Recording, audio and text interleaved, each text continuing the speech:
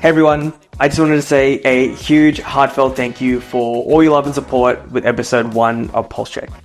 It's been really cool to see our community embrace this project in the ways that it has. There's so many exciting ideas that we want to bring to life. If you'd like to support us, the easiest thing to do would be to subscribe and share this with anyone else you think might resonate. And don't forget to follow us on Instagram and TikTok, where you'll be able to add your voice to the conversation and have your say in terms of what content comes next. Enjoy episode 2.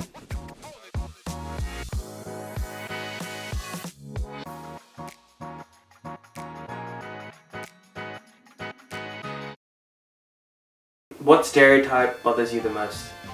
That people who don't speak English well or have good grammar are somehow not intelligent. That queer South Asians don't exist. That brown people are good at maths. I am so trash at maths that it's painful. That our houses smell like curry, which it does, and I think that's good. A number of stereotypes around women make me angry, in fact. That we are overly emotional, bossy, are either too domesticated or not domesticated enough, too maternal or not maternal enough. When women seek what they want, they're considered selfish. I could go on. In a lot of movies, the villain's always someone who is disfigured or has a physical difference. A difference in appearance is always equated with evil, malice or badness, and I just wish for once that the hero of the movie would be someone with a physical difference. Hollywood, Bollywood, do away with that trope. I've always been dark and my skin bothered others. The backward thinking of people lighter over dark skin, making people feel less for that. The assumption that all women want to or will get married. I don't want to get married. And it is a cultural thing as well. There's an assumption that if you aren't, you've failed in some sort of way. I'm a child of divorced parents, and I think there's lots of other ways to have happy ongoing relationships that don't involve marriage or monogamy.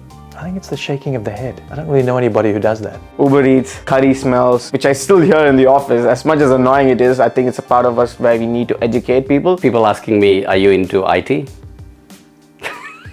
Something that I get trolled for online is what I wear can reflect who I am as a person. That stereotype doesn't sit right with me, that what someone wears is reflective of who they are, or apparently what I don't wear. When people attach the idea of being young or youthful with being unintelligent or not able to bring anything for the table. Being young, being youthful means whatever you're saying doesn't matter. That's a terrible stereotype, especially for progressing ideas. That you have to be educated to be someone in society. Associating masculinity to strength is a stereotype that I struggle with. It branches off into a lot of things. Stereotypes that Sri Lankans have about Indians and Indians have about Sri Lankans bother me because you see how little knowledge there is about the other group. As especially a woman, you can't be interested in beauty, you can't be interested in wellness, and you can't be interested in fashion and still have intelligence, substance, and a major contribution to this world. In terms of like the dating ladder, South Asian men are quite seen as very much the bottom rung. It's really not, and it's that perceived notion that builds a momentum that carries forward for these guys and really doesn't give them a chance as much. That kind of bothers me a bit. That South Asian communities are just gossipy collections of people and not recognizing the amazing part of community, the amount of warmth, the amount of love, the amount of belonging that it brings.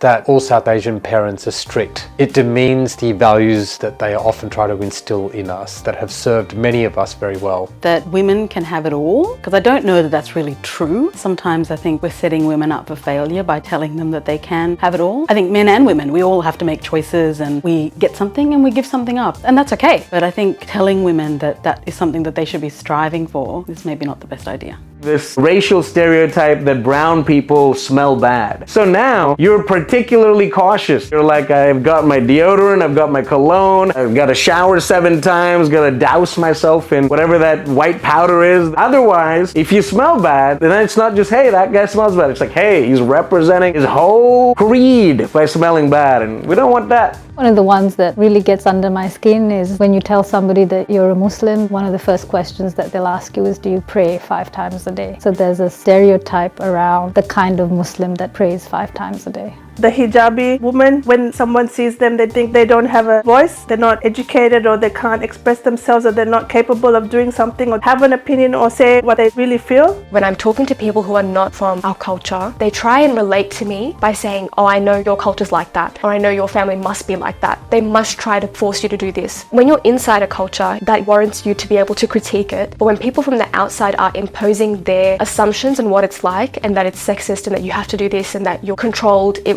really bothers me because it's actually not the case. It's so much more than that. that all Punjabis are cocky. We're not. Not all of us are cocky. Some of us are humble.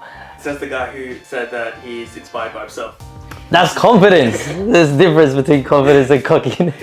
I personally don't like to touch on stereotypes because I don't like to reintroduce them. I feel like this next generation is just so cool with one another. So sometimes if they don't know about these certain stereotypes, when we talk about them even more in context that they don't need to be talked about, then it will just continue on. When I can avoid it, I don't like to just talk about stereotypes in the hopes that we can squash them completely. I, on the contrary, find them quite hilarious. Yeah, I think the honest answer would be I actually don't find them very offensive. None of them really bother me. That girls are weak. Men are stronger than women. I think that women are told that they have to rein in their emotions too much and that they're too dramatic when all they are is passionate because they've had to deal with a lot. There is an expectation to be soft and feminine in terms of how a woman should behave and act. It's not a true reality of what it means to be a woman for a lot of people. The expectation of what a perfect South Asian woman is and what a perfect Australian woman is and how to sort of navigate that together, because who are we to determine that? The thing that I face in my career that bothers me is that some people see when women start having children, they pretty much don't have any career progression after that. There's hardly any females in power where I work, and I don't know if that's something that ties into that, but it's something that really does sort of make me think. In their minds, they're just laugh it off, oh, you're doing this or you're playing that sport, but it's not that serious because you're a woman. It annoys me when people think that women can't be aggressive and tough and demanding, and then it also bothers me when people say men can't be understanding and empathetic. After marriage, how a girl should be versus after marriage, nothing changes for the guy. How a mother is expected to give up her whole life when she has kids. Whether it's their sexuality, whether it's their caste, whether it's what village they're from back home, even though we're in a completely different world today. Anything that isolates or discriminates against somebody, that bothers me.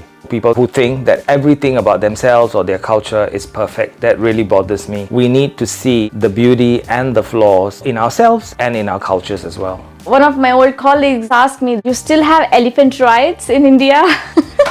I didn't like that. But just like people make assumptions about ourselves, we don't like it, we also shouldn't make any assumptions about other people. Like we judge Caucasians if they like only butter chicken. When people ask where I was from, they would just think it's underdeveloped, like we rode like a cart or something to school. I'm like, what? Like we have roads back home. What are you talking about? Or you speak English in Sri Lanka? Yes, do your studies.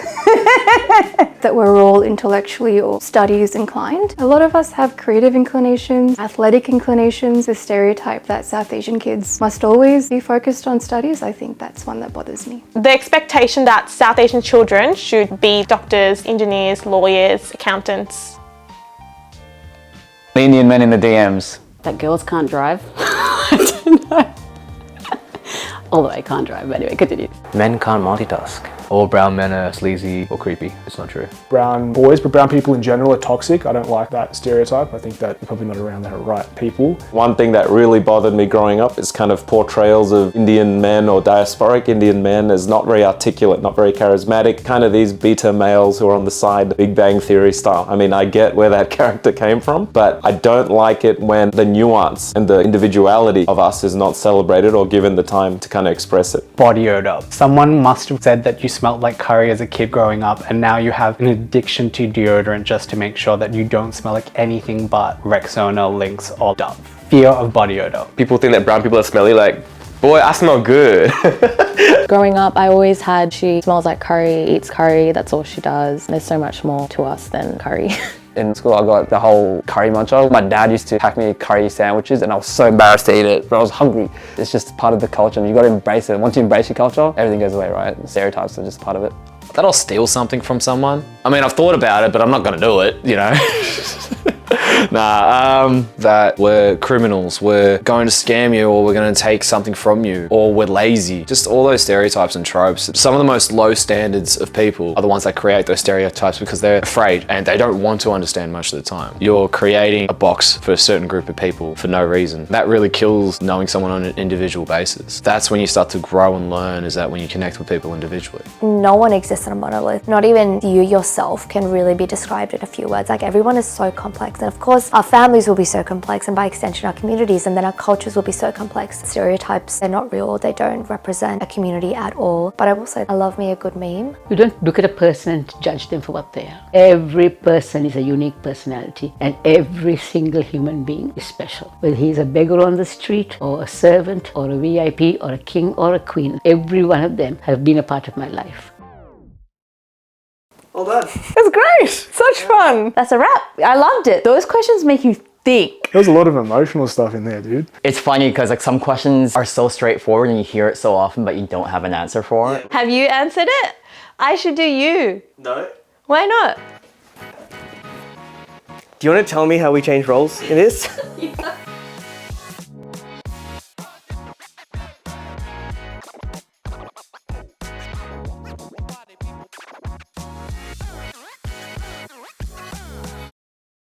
Coming up on Pulse Check. If this was the last message to your parents, what would you want to tell them?